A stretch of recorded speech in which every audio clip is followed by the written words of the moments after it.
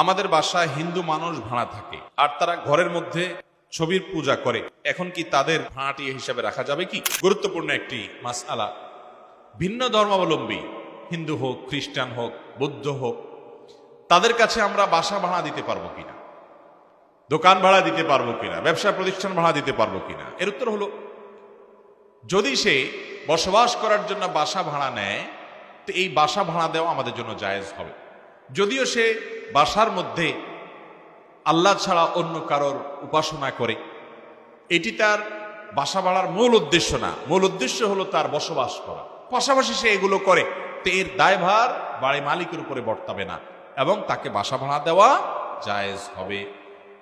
কিন্তু যদি উপাসনার জন্যই সে ভাড়া নেয়, অর্থাৎ শিরক করবে, উদ্দেশ্যই হলো মূলত শিরকি কাজ করবে, কুফরি কাজ করবে, ওইটাই তার উদ্দেশ্য, বসবাসটা উদ্দেশ্য নয়, তাহলে সেক্ষেত্রে সেটার জন্য সে একজন ইমানদার তাকে নিজের বাসা, নিজের স্থাপনা ভাড়া দিতে পারবে না, কারণ সেখানে সরাসরি অন্যায় এবং শিরকের কাজে সহযোগিতা হয়।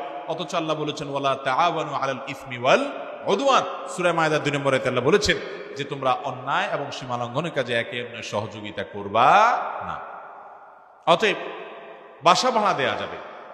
ইমাম সারাখসি রাহিমাহুল্লাহ আল মাবসুতের মধ্যে এই ফতোয়া যেমন লিখেছেন, সম্প্রতি সময়ে আল মাওসুআ আল ফিকহিয়া আল কুয়েতিয়া, অর্থাৎ কুয়েত থেকে প্রকাশিত ফিকহ বিশ্বকোষের মধ্যেও এই মাসআলাটা এইভাবে মুফতিগণ ওলামা ইকরাম লিখেছেন, যার কারণে আপনার বাসা ভাড়া যদি অমুসলিমদেরকে দেয়া হয় সেটি হারাম হবে না, নাজায়েজ হবে না, গুনাহ হবে না।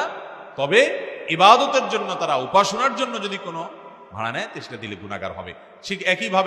ঠিক একইভাবে ব্যবসা প্রতিষ্ঠান যদি আপনার কাছ থেকে ভাড়া নেয়, যেই ব্যবসা সেখানে করবে সেটা বেসিক্যালি হারাম ব্যবসাই করবে, আপনি জানেন, ওই ব্যবসাটাই ফিক্স, তাহলে তার জন্য আপনার তাকে ব্যবসা প্রতিষ্ঠান ভাড়া দেওয়া জায়েজ হবে না।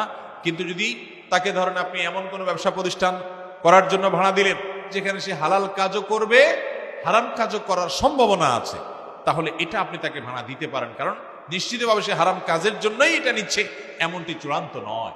অতএব সে যদি এখানে কোনো অন্যায় করে, কোনো অপরাধ করে, গুনাহ করে, তার দায়ভার তার উপরে বর্তাবে, আপনার উপর বর্তাবে না, ইনশাআল্লাহ।